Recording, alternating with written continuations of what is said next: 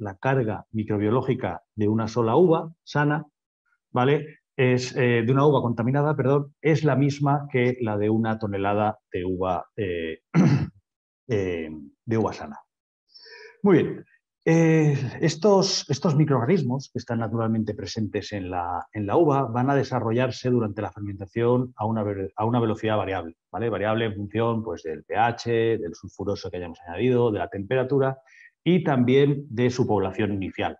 ¿Qué problemas originan este tipo de microorganismos? Pues en un principio estas levaduras no Saccharomyces, que ya he comentado que están en gran concentración en las uvas, tanto en sanas como atacadas, aparte de que en su metabolismo, en su consumo de azúcar, pueden producir ácido acético y acetaldehído, también es importante el consumo que tienen de ciertos nutrientes. No solamente azúcar, que no hacen un gran consumo de azúcar esas primeras horas de fermentación, pero sí que pueden consumir algo de nitrógeno, algunos aminoácidos muy fácilmente asimilables, y también ciertas vitaminas, como la tiamina, que luego comentaremos. Las bacterias lácticas, aparte de que cuando consumen azúcar pueden producir acético y acetaldehído, también pueden producir diacetilo, con los aromas característicos a mantequilla, nada deseados por el consumidor actualmente, y también aminas biógenas. Estas aminas, cuando hablamos de aminas biógenas, siempre se piensa en la histamina por sus intolerancias o por su alergia o porque sí que provoca cierto daño a la salud, pero también hay otras aminas, como puede ser la putrescina y la cadaverina, que afectan en gran medida a la percepción de la fruta. Y por último, las bacterias acéticas, que ya sabemos lo que producen, ¿no? Y aparte de estos, ¿vale?, que se conocen también muchos compuestos que son capaces de combinarse con el sulfuroso.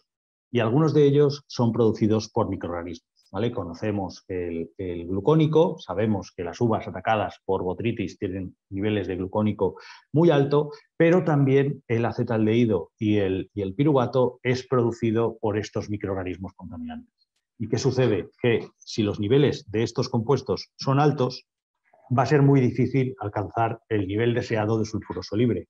Todos sabemos que los vinos que vienen de uvas que han sido atacadas por hongos, luego durante toda su vida se complica el sulfitado de estos vinos. Tenemos problemas para alcanzar sulfurosos libres adecuados, ¿vale? Y nos vamos a sulfurosos que en muchos casos tienen que superar los 150 miligramos por litro. Otra de los factores a tener en cuenta es lo que comentaba del consumo de vitaminas, la tiamina o vitamina B1, la necesitan los microorganismos para producir energía. ¿Qué sucede? Que esta flora autóctona que viene en las uvas consume muy rápidamente la tiamina. Entonces, al haber consumido la tiamina, no está disponible para Saccharomyces cerevisiae y lo que provoca es un aumento de estos compuestos que he comentado, ¿no? El piruvato y el acetaldehído, complicando bastante lo que sería el sulfitado del vino, ¿no? La conservación con sulfuroso. Y uno de los microorganismos que más preocupa, también presente en las uvas, es Brettanomyces, que es lo que hace que el quitosano sea tan efectivo para combatir microorganismos. Pues es su biocompatibilidad. O sea, el mecanismo es algo distinto en función del microorganismo que se trate, pero básicamente el quitosano es capaz de introducirse dentro de las membranas de las células, atravesar las membranas de las células, ¿no? Veamos algún esquema de cómo funciona. A ver, básicamente, en una primera fase, por la atracción electrostática, se adhiere a la membrana, en este caso, de levadura no Saccharomyces, ¿vale? Entonces se une a las manoproteínas de la membrana y comienza a no solamente alterar la estructura de esta membrana, sino que es capaz de introducirse dentro de la célula. Por su camino, lo que hace es desestructurar la membrana, genera unos poros que hace que fugue parte del citoplasma o algunos elementos esenciales, pero además el quitosano es capaz de entrar dentro de la célula, alterar el funcionamiento de algunas enzimas e incluso modificar el material genético de la propia célula. Pasemos ahora a lo que serían las aplicaciones, ¿vale? Hemos visto que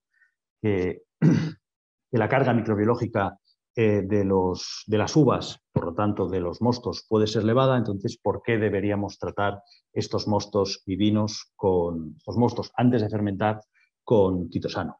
¿Vale? En las primeras fases ya hemos visto que las condiciones del mosto son bastante favorables para el crecimiento de muchos microorganismos, entre ellos las levaduras no Saccharomyces, que hemos visto que pueden reducir los nutrientes esenciales o algunos factores de crecimiento esenciales para la levadura, con lo cual pues, se puede dificultar el desarrollo y la implantación de Saccharomyces, ¿no? O sea, si dejamos que se desarrollen primero las no Saccharomyces, cuando llega las Saccharomyces o cuando sembramos las Saccharomyces, el medio puede ser pobre en algún tipo de oligoelemento, con lo cual se puede dificultar su desarrollo, ¿vale?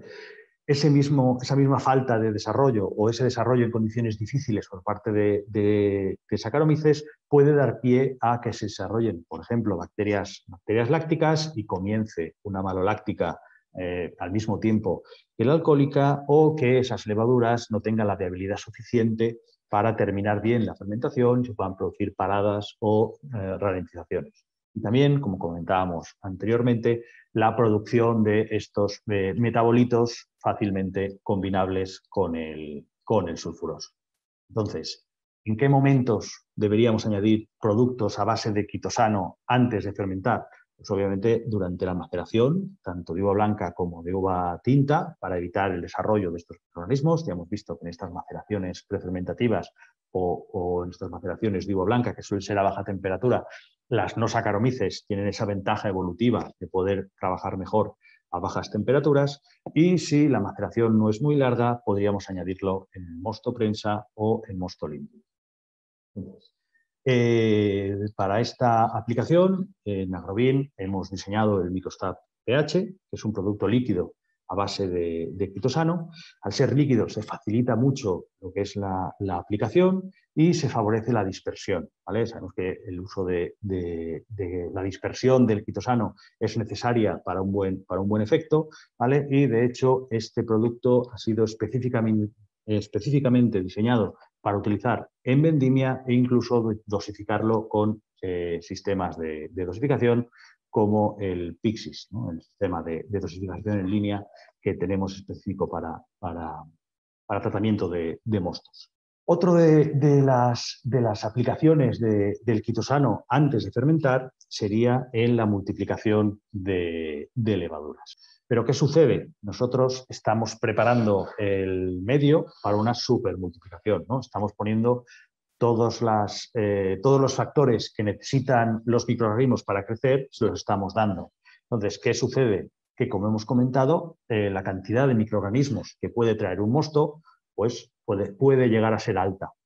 Entonces, ¿qué es lo que vimos en Agrobin cuando estábamos buscando a ver cómo podíamos diseñar un nutriente específico para estas condiciones tan difíciles, ¿no? De lo que sería un multiplicador? Pues en el laboratorio de Agrobin realizamos diversos ensayos para determinar qué tipo de nutrición hacía crecer la biomasa, ¿vale? Entonces, con un nutriente de este tipo, vimos que sí, que obviamente había un aumento considerable de la población de levaduras hasta los niveles necesarios en un multiplicador, pero nos dimos cuenta que no solamente crecía esa levadura, sino que otros microorganismos también estaban creciendo. De hecho, había un desarrollo muy importante de bacterias lácticas y también vimos cómo la presencia de levaduras no Saccharomyces también era alta, ¿vale? En este ensayo, comentar que hicimos varios ensayos, este es uno de ellos, ¿vale? Lo que utilizamos fue el mosto limpio de la bodega,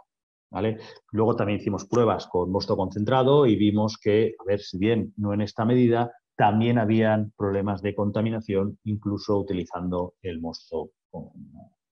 Entonces, a raíz de estos datos, ¿vale? Fue por lo que decidimos incorporar el quitosano al nutriente específico para multiplicación.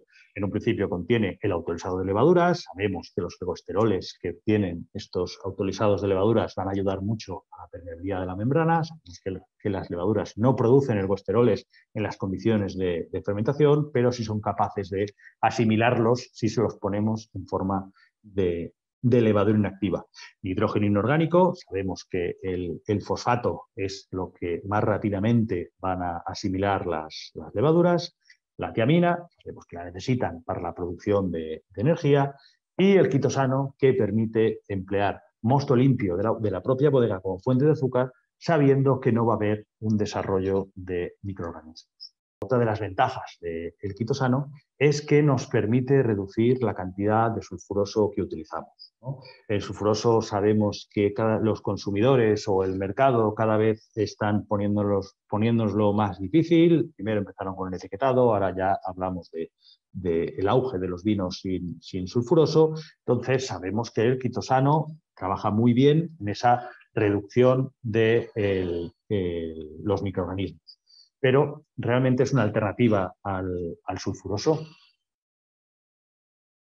Pues cuando empleamos quitosano, realmente queremos reducir el empleo de sulfuroso. Pero ¿qué sucede con la oxidación, ¿no? Entonces, en Agrobin hemos diseñado el Nitrostar Protect para cubrir las necesidades que cubre el anhidro sulfuroso, ¿no? Entonces, combinamos las propiedades antimicrobianas del quitosano, ya hemos visto su efectividad, con la protección antioxidante que nos brinda el glutatión.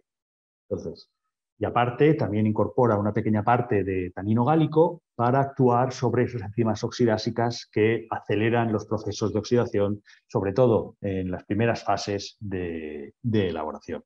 Y por último, quiero comentar un par de aspectos menos conocidos sobre el desarrollo microbiológico y el potencial electroquímico. Si miramos la gráfica de arriba a la izquierda, ¿vale? Siempre se ha pensado que el pH era un factor limitante de la vida, ¿no? Sabemos que por debajo de cierto pH los microorganismos o se desarrollan muy poco o incluso dejan de desarrollarse, ¿vale? Lo que también se ha visto es que no solamente influye el pH, sino que también influye el potencial electroquímico, ¿no? O el potencial redox. Sabemos que, digámoslo así, que para cada microorganismo existe un potencial redox en el que su desarrollo se ve fuertemente inhibido. Digamos que si bajamos mucho el potencial redox, de hecho hay fermentaciones que baja tanto el potencial redox que la fermentación se para. Y no es ni por falta de nutrientes ni por temperatura, es simplemente porque la levadura no es capaz de desarrollarse por debajo de cierto potencial redox. Entonces, sobre este mismo aspecto del potencial redox, quisiera dar un apunte sobre bacterias acéticas, ¿vale? Como he comentado al principio de la presentación, las bacterias acéticas necesitan oxígeno, más que necesitar oxígeno, necesitan un potencial redox alto para poderse desarrollar. No sé si lo he comentado anteriormente, pero sí que sabemos por numerosos estudios y pruebas hechas en laboratorio que el quitosano no es efectivo frente a bacterias acéticas. Entonces, ¿qué hemos conseguido con el Nitrostar Protect? Con el Nitrostar Protect, por su glutatión, ¿vale? Hemos conseguido reducir el potencial redox del vino, ¿vale? Y poner más difícil el desarrollo de bacterias